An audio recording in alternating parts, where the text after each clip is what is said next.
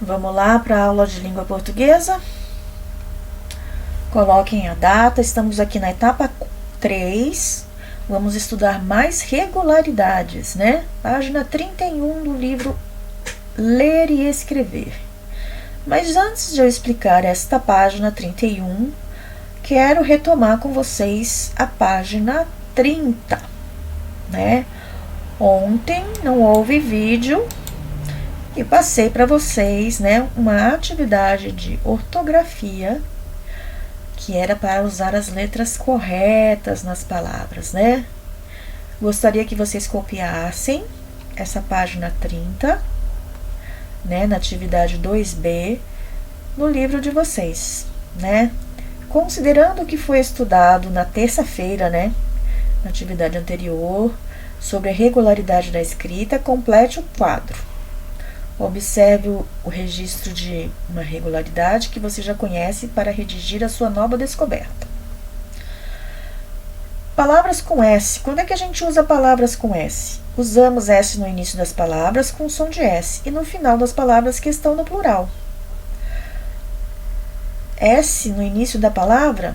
Sim. Seco, saci, suco, sete. Começa com S.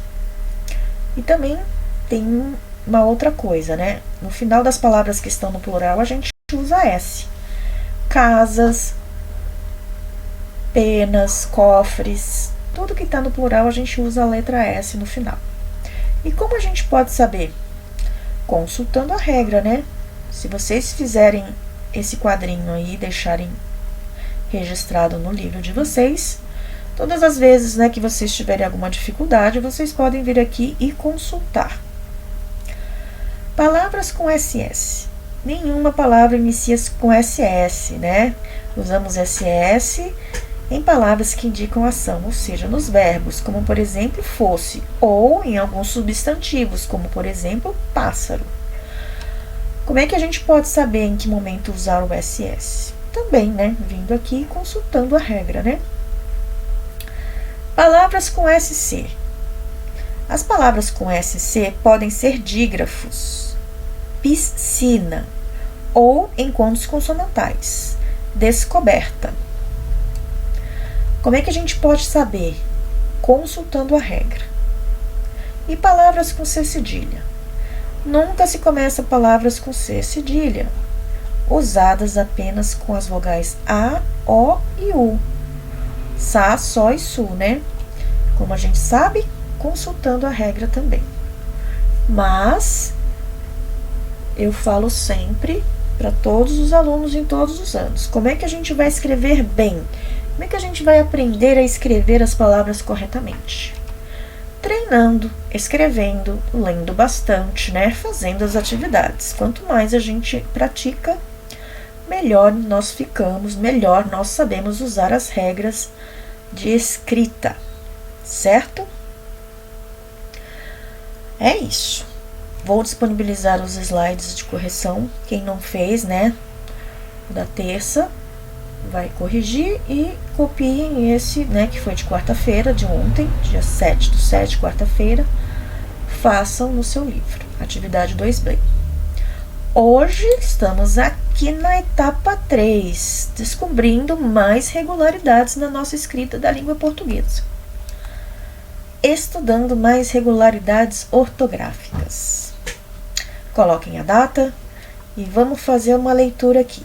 E vamos pensar junto essa atividade.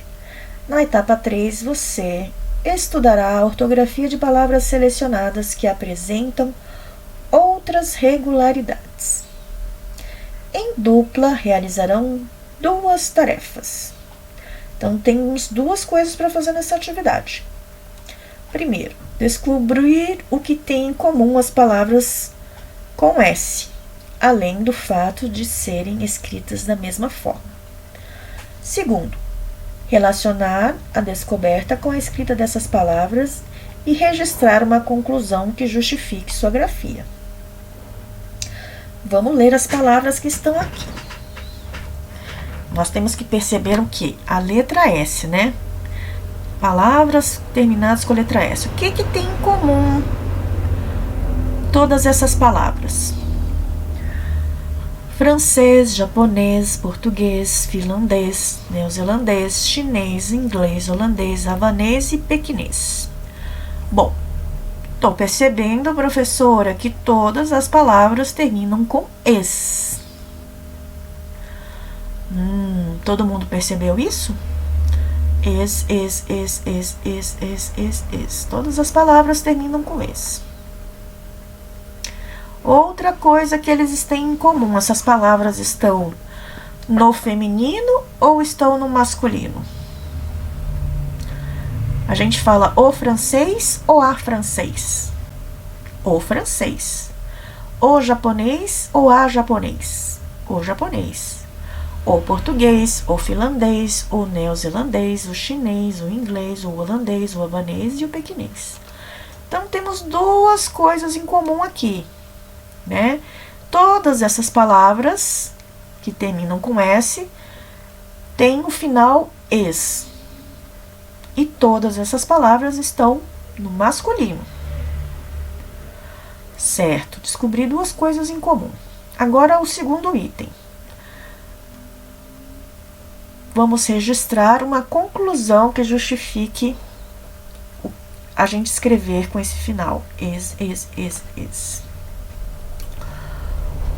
O que eu quero dizer com essa palavra? Francês. O que é francês ou quem é francês? Francês é todo aquele que nasceu na França.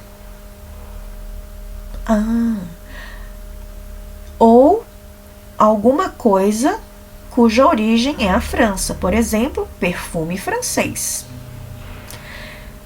Quem nasceu no Japão é japonês. Ou algo que veio do Japão, um livro que veio do Japão é um livro japonês.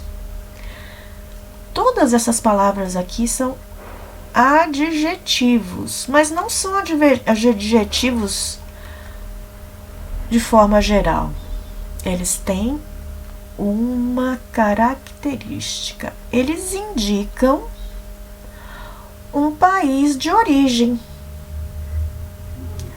Francês, perfume francês é aquele que veio da França.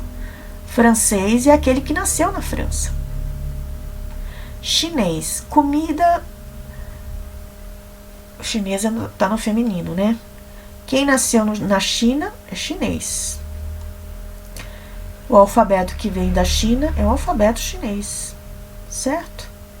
Então, são adjetivos que indicam a origem, o país de origem. Então, vamos lá, ó. Vamos lá, vamos registrar as respostas aí no livro de vocês, como a gente colocou aqui. Conclusão, né? O que as palavras têm em comum? Todas as palavras descritas apresentam como regularidade as terminações em es, como eu já tinha falado, né? Todas as palavras terminam em es. E também referem-se a palavras masculinas, né? O francês, o japonês, o português, o finlandês e o neozelandês. Todos eles são adjetivos pátrios de países, que foi o que eu estava falando, né? Todos aqui indicam a origem, o país de origem. E o que são adjetivos pátrios? Eu registrei aqui para vocês também copiarem e terem, né, essa anotação, esse apontamento aqui, para vocês poderem consultar quando necessário. Os adjetivos pátrios são usados para caracterizar pessoas ou coisas de acordo com o estado, cidade, região ou país. No caso dessas palavras, se referem a país. Francês é aquele que nasceu na França. Japonês é aquele que nasceu no país chamado Japão. Português é quem nasceu no país chamado Portugal.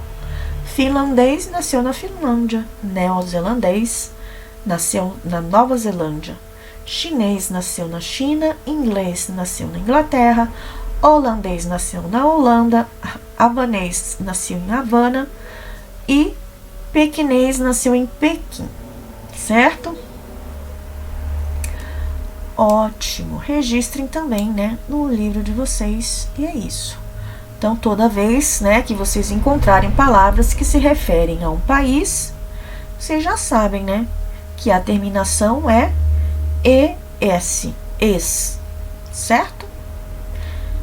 E é isso então, pessoal. Espero que vocês tenham entendido, né? Podemos praticar depois com mais atividades esses adjetivos pátrios. Combinado? Um beijo e até a próxima. Não se esqueçam que amanhã é sexta-feira, dia 9 de julho, é feriado, né? Nós não teremos aula amanhã. Combinado? Então, um beijo e até a próxima semana.